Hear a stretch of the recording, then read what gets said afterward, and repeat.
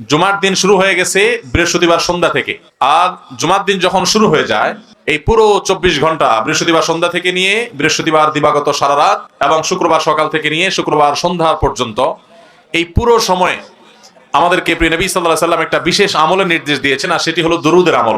নবী করিম সাল্লাল্লাহু আলাইহি সাল্লাম পরিষ্কার ভাষায় বলেছেন, আকসিরু আলাইয়া মিনাস সালাতি মিন ইয়াউমিল জুমআতি ওয়া লাইলাতিল জুমআহ ফা ইন্না সালাতাকুম মা'রুদাতুন আলাই। তোমরা জুমার রাতে অর্থাৎ বৃহস্পতিবার দিবাগত রাতে এবং জুমার দিনে অর্থাৎ শুক্রবার সকাল থেকে সন্ধ্যা পর্যন্ত এই পুরো সময়ের মধ্যে আমার প্রতি বেশি থেকে বেশি দুরূদ প্রেরণ করবে, দুরূদ পাঠ করবে। কারণ তোমরা যে দুরূদগুলো পাঠ করো সেই দুরূদগুলো আমার কাছে আল্লাহর ফেরেশতারা উপস্থাপন করেন, কে কোথা থেকে কোন সময় কতবার কিভাবে দুরূদ পাঠ করেছে।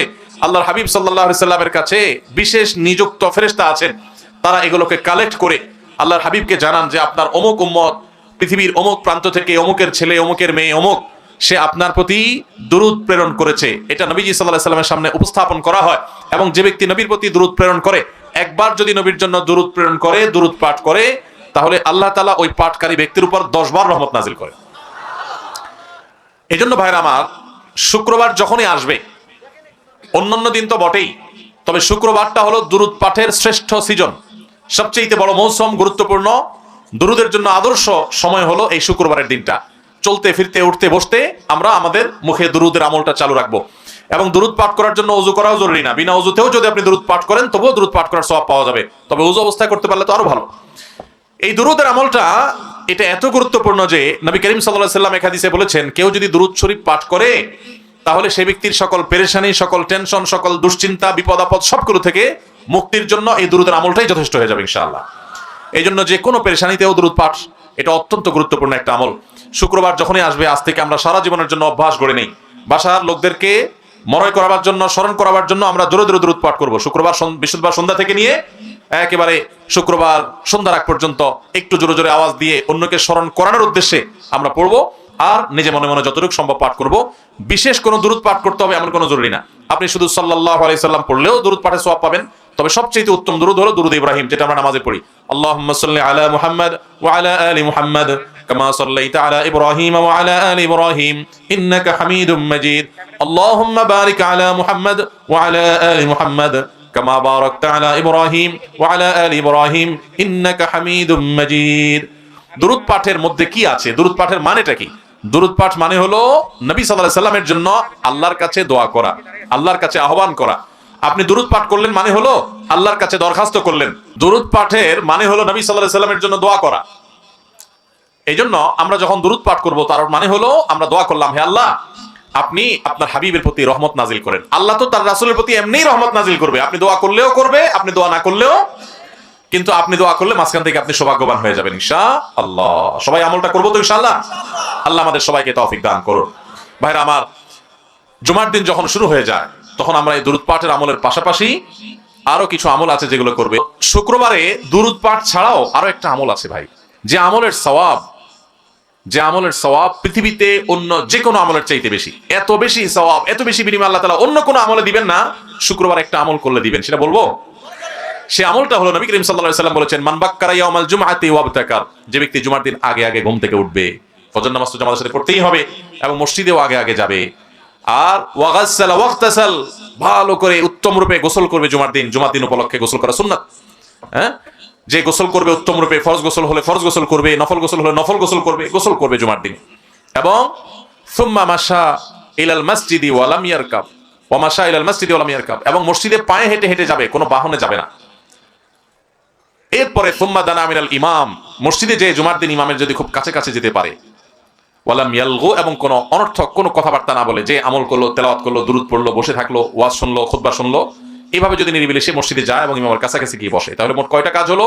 সকালে আগে আগে উঠা, মসজিদে আগে আগে যাওয়া জুমায়ও, দ্বিতীয়ত হলো গোসল করা উত্তম রূপে, 3 নম্বর হলো মসজিদে পায়ে হেঁটে যাওয়া, 4 নম্বর হলো ইমামের কাছাকাছি গিয়ে বসা, তার মানে আগে আগে যেতে হবে সেজন্য, আর জন্য ঘাড়ের উপর দিতে যাওয়া নিষেধ, আগে আগে যেতে হবে, ইমামের কাছাকাছি বসতে হবে। আর 5 নম্বর হলো কোনো অনর্থক কাজ করা যাবে না, অনর্থক কথা বলা যাবে না। মসজিদে গিয়ে আড্ডা মারলেন, কথা বললেন, গল্প করলেন, এগুলো করা যাবে না।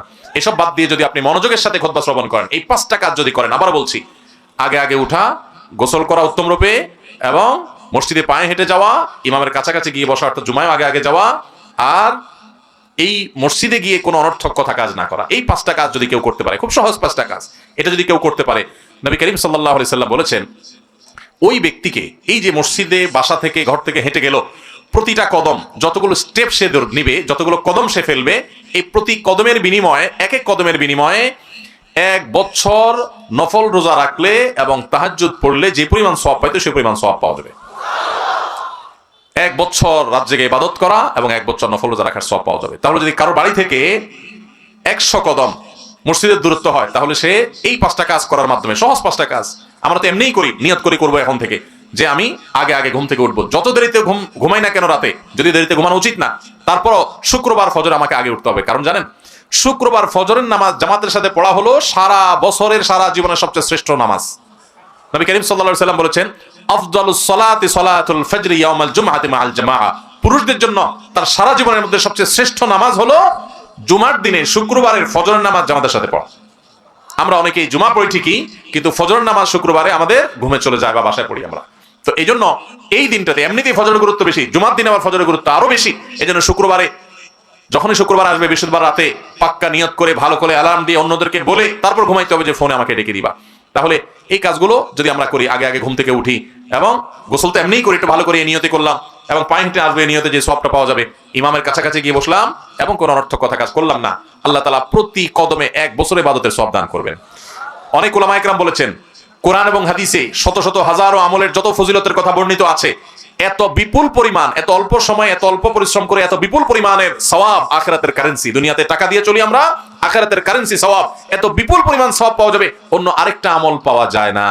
অতএব এই জুমার দিনে আমলটা করবো তো ইনশাআল্লাহ। আল্লাহ আমাদের সবাইকে তৌফিক দান করুন। ভাইরা আমার, মা বোনরা যারা আছেন তারা হয়তো মন খারাপ করবেন যে আমরা তো আমল করতে পারবো না। তাদেরকে বলতে চাই, প্রথম কথা হলো, কিছু কিছু আমল আল্লাহ তাআলা পুরুষদেরকে সুযোগ দিয়েছেন, আবার কিছু মহিলাদের জন্য। যেমন মহিলারা যদি হজ করে, তাহলে মহিলাদের হজকে নবী করিম সাল্লাল্লাহু আলাইহি সাল্লাম জিহাদের সমতুল্য বলেছেন, যেটা পুরুষদের জন্য প্রযোজ্য না। আবার মহিলারা যদি সন্তান প্রসব করতে গিয়ে মারা যান, শাহাদাতের মর্যাদা পাবে, যেটা পুরুষ কাজ করতে গিয়ে মরলেই শাহাদাতের মর্যাদা পাবে না।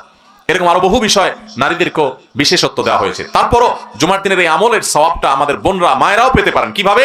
নাম্বার 1, তাদের বাসায় যে পুরুষরা আছে, ছেলে আছে, বাবা আছে, ভাই আছে, স্বামী আছে, তাদেরকে উৎসাহ, উদ্বুদ্ধ করে, প্রেরণা দিয়ে এই আমলটা যদি করাইতে পারে এবং তাদেরকে শিখাই দিলেন, বুঝাই দিলেন, জানাই দিলেন এবং তাদেরকে উৎসাহ দিয়ে ফজরে উঠাই দিলেন, জুমা আগে পাঠাই দিলেন, বলে দিলেন ঠিকমতো, তাহলে যে ব্যক্তি কোনো ভালো কাজের পথ কাউকে দেখায়, আদাল্লু আলাল খাইরি কাফাইলিহি, তাহলে ওই ব্যক্তি ওই কাজটা করে যে পরিমাণ সওয়াব পাবে, যে কাজটা দেখাইলো তাকে, যে পথটায় পরিচালিত করলো, উদ্বুদ্ধ করলো, সে তাকে বের করে দিল, সাহায্য করলো, তাকে আল্লাহ তাআলা অনুরূপ সওয়াব দান করবেন। আবার সেই সাথে আরেকটা 3 নম্বর করণীয় হলো মা বোনদের, যেই বিষয়ে অন্যদেরকে জানাজানি করলেন, অন্য পুরুষদের মধ্যে দাওয়াতের কাজ করলেন, পর্দার মধ্যে থেকেই যেভাবে তাদের মধ্যে প্রচার করা সম্ভব, তার মাধ্যমে যত মানুষ আমল করবে ইনশাআল্লাহ তাদের সমতুল্য সওয়াব পাবেন। নাম্বার 4, মা বোনরা এই একই সওয়াব পাওয়ার জন্য তাদের সুযোগ হলো যে তারা যদি নিয়ত করেন যে আল্লাহ, আমি যদি পুরুষ হতাম, আমি সুযোগটা আমি নিতে পারতাম, তো কোনোভাবে আমি ছাড়তাম না, পাক্কা যদি নিয়ত করে, তাহলে আল্লাহ তাআলা ওই মা বোনদেরকে আমলটা না করলেও এই পরিমাণ সওয়াব দান করবেন।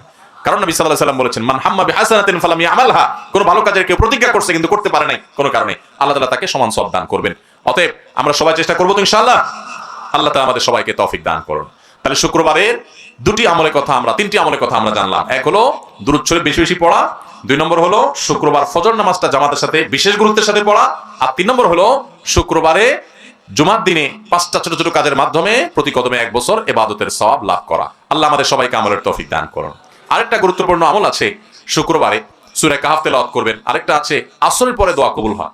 শুক্রবারে একটা সময় আছে দোয়া কবুল হয়, হাদিসে সেটা ফিক্স করা হয় নাই, কিন্তু মুহাদ্দিসরা অনেকেই ধারণা করেছেন সেটি হলো আসরের পরে, মাগরিবের আগ পর্যন্ত। যেখানে যে অবস্থা থাকেন ওই অবস্থায় আপনি মনে মনে আল্লাহর কাছে দোয়া শুরু করবেন। আর যদি নিরিবিলি হাত তুলে কিবলামুখী হয়ে আল্লাহর কাছে দোয়া করতে পারেন সেটা আরো ভালো। আল্লাহ তাআলা আমাদের সবাইকে জীবনে যতগুলো আমরা শুক্রবার পাবো সবগুলোকে সর্বোত্তম ব্যবহার করার তৌফিক দান করুন, বলুন আমিন। আসসালামু আলাইকুম ভাই, আমাদের ভিডিওতে একটি লাইক দিবেন, চ্যানেলটি সাবস্ক্রাইব করবেন, বেল আইকনটি বাজিয়ে দিবেন। অসংখ্য ধন্যবাদ আপনাকে।